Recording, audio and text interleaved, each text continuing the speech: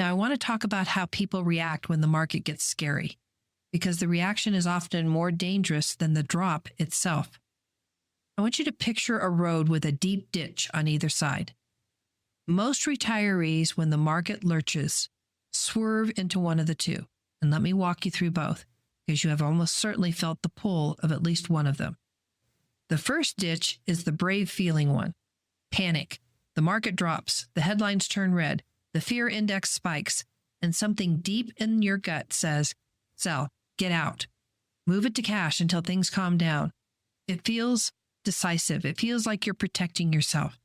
And I do understand the pull. Watching the number you spent 40 years building drop day by day is one of the hardest things in all of your financial life. Doing nothing feels impossible. Every instinct in you screams that you should act, you should protect, you should do something. But in the market, action and progress are not the same thing. And the most disciplined move in a storm is almost always to follow the plan that you made before the storm ever showed up. But here's the cruel little secret of the market. The best days and the worst days travel together. They cluster right on top of each other in the most turbulent stretches. The biggest up days in the market history have happened within a week or two of the biggest down days. So when you sell to escape the bad days, you almost always miss the good ones that come just roaring back right behind them. And the numbers on that are downright sobering.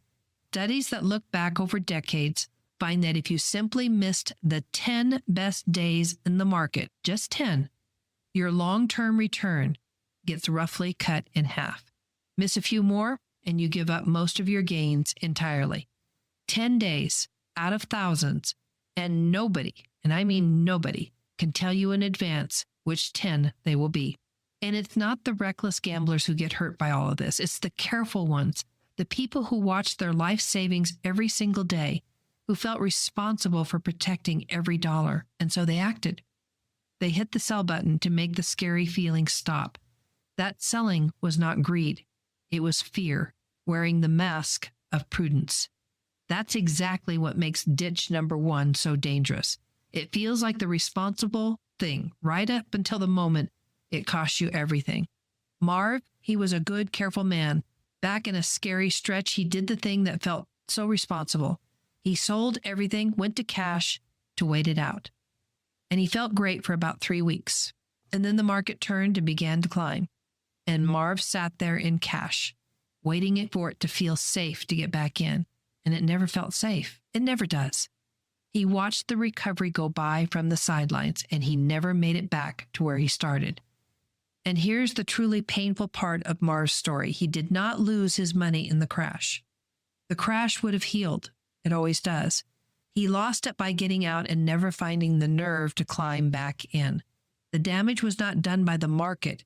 It was done by the decision. And I never, ever want that to be you.